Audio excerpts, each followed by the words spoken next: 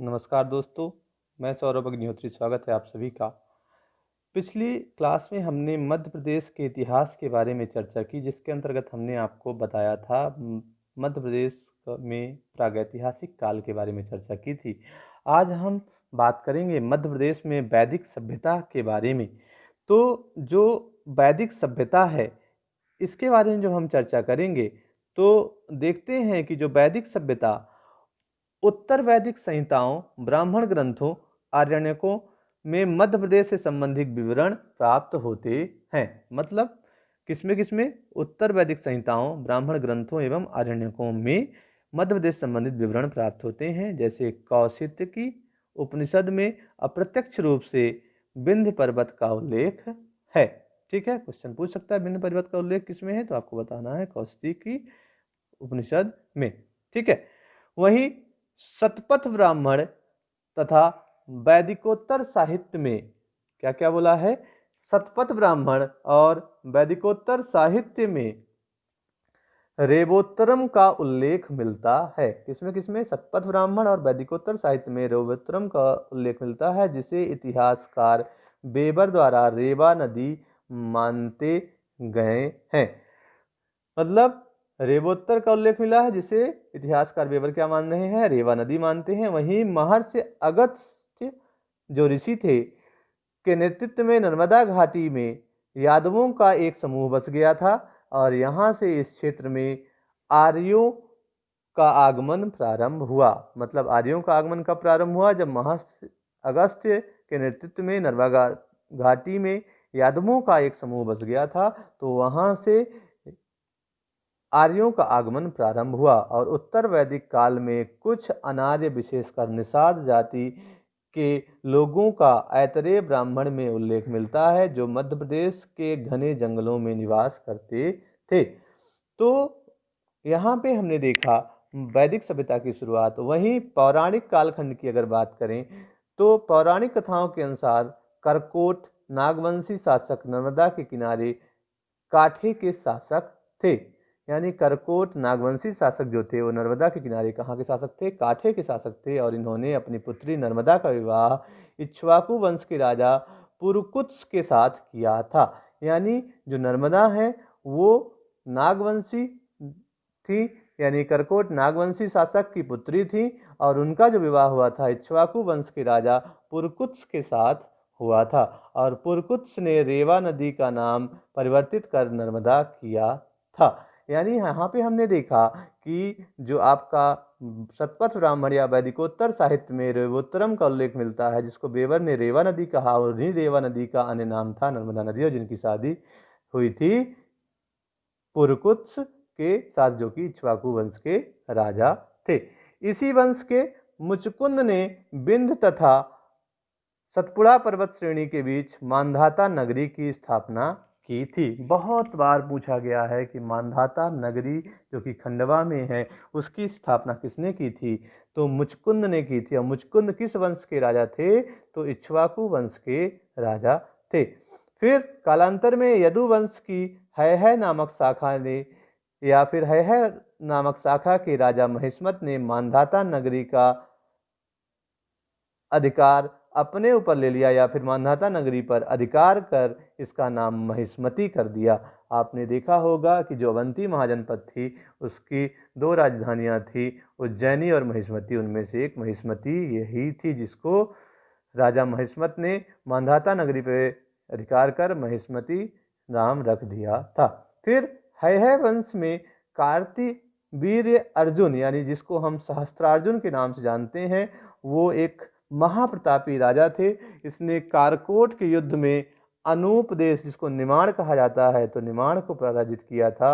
और अर्जुन के पश्चात जयध्वज, तालजंग व बीतिहोत्र ने शासन किया था।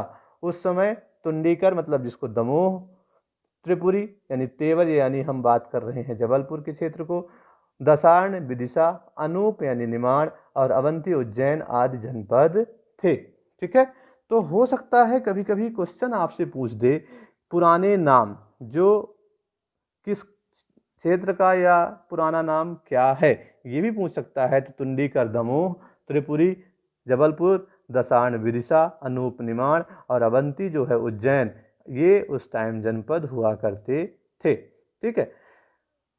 रामायण काल में मध्य प्रदेश के अंतर्गत महाकांतर तथा दंडकारण्य स्थित थे। ठीक है, छत्तीसगढ़ के आसपास का क्षेत्र।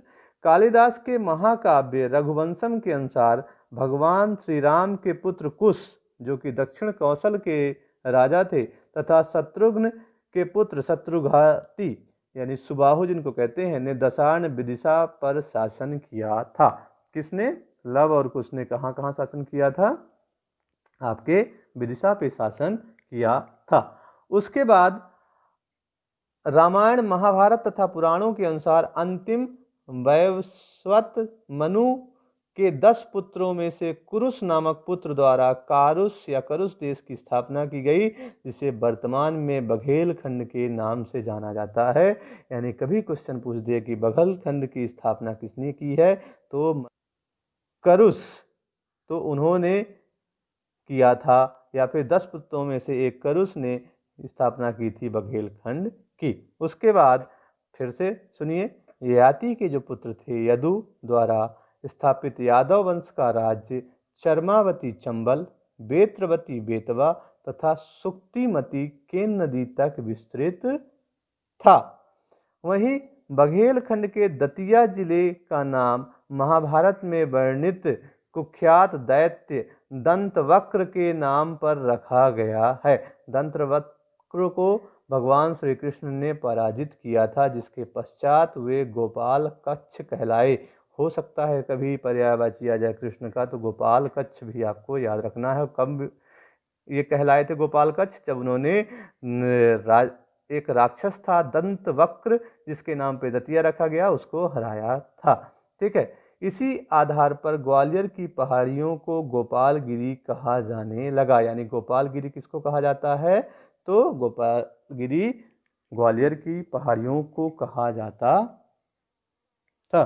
फिर अब हम बात करें महाजनपद काल की। उसके पहले एक चित्र के माध्यम से हम कुछ क्षेत्र दिखाना चाहते हैं जो मध्य प्रदेश के पुरातात्विक स्थल हैं, कुछ उनको बताना चाहेंगे इस चित्र के माध्यम से। आप इसको देखिए, जिसमें से आपको मिलेगा आवरा, ये आपका आवरा है, जिसको H.B. त्रिवेदी के निर्देशन में ताम्र पाषाणिक सामग्री तथा रोमन सभ्यता के संदर्भ में साक्ष्य प्राप्त हुए। ठीक है।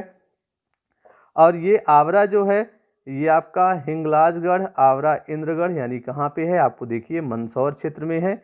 वहीं उज्जैन में डांगवाला। फिर महेश्वर जो कि खरगोन पश्चिमी निमाड़ कहलाता है, यहाँ पे आपका नावदा टोली, जिसको SD सांगल्या के निर्देशन में ताम्र पाषाणिक साक्ष्य प्राप्त हुए हैं। वहीं हथनौरा सीहोर जिले में है। नर्मदा मानव एवं विलुप्त हाथी, इसको स्टेगॉडान के जीवाश्म प्राप्त हुए हैं। वहीं होशंगाबाद जो आदमगढ़ क्षेत्र हमने आपको बताया था, कृषि एवं पशुपालन के साक्ष्य मिले हैं। भीमबेटका, ये देखिए आपका भीमबेटका रायसेन में है। और भारत के प्रागैतिहासिक मानव के प्रथम साक्ष्य निवास स्थल चित्रित शैलाश्रय भी प्राप्त हुए हैं।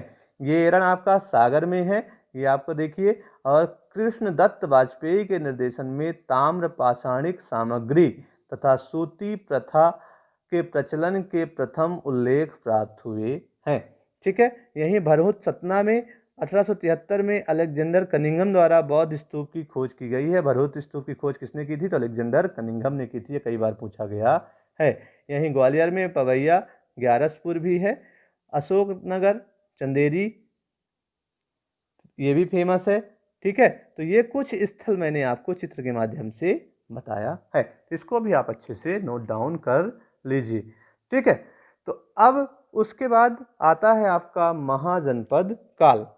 तो महाजनपद जो काल था, तो बौद्ध ग्रंथ जो था आपका अंगुत्तर निकाय और जैन ग्रंथ भगवती सूत्र में उल्लेखित जो थे 16 महाजनपद, जो 6वीं शताब्दी ईसा पूर्व थी, उसमें चेदी व अवंती नामक 2 महाजनपद वर्तमान मध्य प्रदेश में स्थित थे। जो 16 महाजनपद थे, उसके लिए मैंने आपको ऑलरेडी एक वीडियो में बताया है कि काशी, कुरु, कौशल, कंभोज, अंग, असमक, अवंती, मगध, मत्स्य, मल्ल, बज्जी, वत्स, चेद, पांचाल, गांधार और सुरसेन। इनमें से आपके दो, चेदी और अवंती, ये दो महाजनपद मध्य प्रदेश में स्थित थे, जिसमें सबसे पहले हम बात करेंगे अवंती महाजनपद मध्य तथा पश्चिमी मालवा क्षेत्र में स्थित था।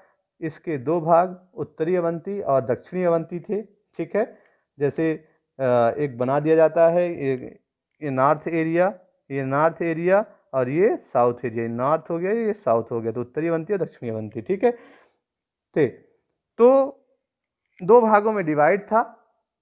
इसके बाद उत्तरी अवंती की जो राजधानी थी, क्वेश्चन पूछ दिया जाए कि क्या थी, तो आपको बताना है उज्जैनी। और दक्षिणी अवंती की राजधानी जो थी वो थी आपकी महेशमती। और इन दोनों के मध्य बेत्रवती नदी अर्थात बेतवा नदी प्रवाहित होती थी। क्वेश्चन कभी पूछ दिया जाए कि उत्तरी अवंती और दक्षिणी अवंती के मध्य कौन सी नदी प्रवाहित होती थी, तो आपको बताना है बेतवा नदी प्रवाहित होती थी। या फिर बेत्रवती किसका पुराना नाम है, तो आपको बताना है बेतवा नदी का। फिर जीवक के लेखों में, जीवक जो था एक वैद्य था, जीवक के लेखों में विदिशा, गोननद, आधुनिक दुराहा, उज्जैन तथा महेशमती का उल्लेख मिलता है। ठीक है, क्योंकि आपको एक कहानी पता होगी कि जब अवंती के राजा चंद्रप्रदोत को पीलिया हुआ था, तो उसको ठीक करने के लिए बिंबिसार ने जीवक को अवंती भेजा था। ठीक है, तो आगे देखते हैं। बौद्ध तथा जैन ग्रंथों के अनुसार अवंती के दो अन्य प्रसिद्ध नगर कुररघर तथा सुदर्शनपुर थे। अवंती बौद्ध धर्म का भी सुप्रसिद्ध केंद्र था। इसका बौद्धकालीन नाम अच्युतगामी तथा अच्युतगामिनी था। क्वेश्चन कभी कभी आ जाता है कि अच्युतगामी किसका पुराना नाम है। मध्य प्रदेश के पेपर में, पीएससी में तो खासकर एक प्रश्न पूछा जाता है पुराने नाम का। तो अच्युतगामिनी किसका पुराना नाम था, तो आपको बताना है कि अच्युतगामिनी जो है वो अवंती का पुराना नाम था, वो भी बौद्धकालीन नाम था। ठीक है, फिर चेदी जो महाजनपद थी, चेदी राज्य का विस्तार सोन और नर्मदा घाटियों के मध्य था। परवर्ती चेदी राज्य में कलचुरी वंश का शासन था। किसका शासन था? चेदी वंश, जिसका विस्तार उत्तर में कलिंजर तक था। महाभारत कालीन चेदी राज्य की राजधानी शक्तिमती थी, जिसे जातक कथाओं में सोथिबती कहा गया है।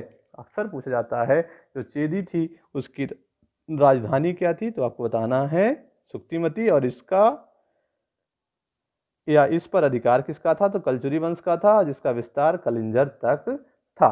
तो ये हमने आपको बताया महाजनपद काल। और जब इसमें नगरीकरण हुआ तो इसमें फिर कई वंश यहाँ पर राज्य किए, जिसकी शुरुआत हम करते हैं मौर्य काल से। और उसको हम विस्तृत तरीके से इतिहास में पढ़ेंगे, लेकिन हम मध्य प्रदेश में मौर्य काल का क्या संबंध था, ये हम देखते हैं अगले वीडियो में।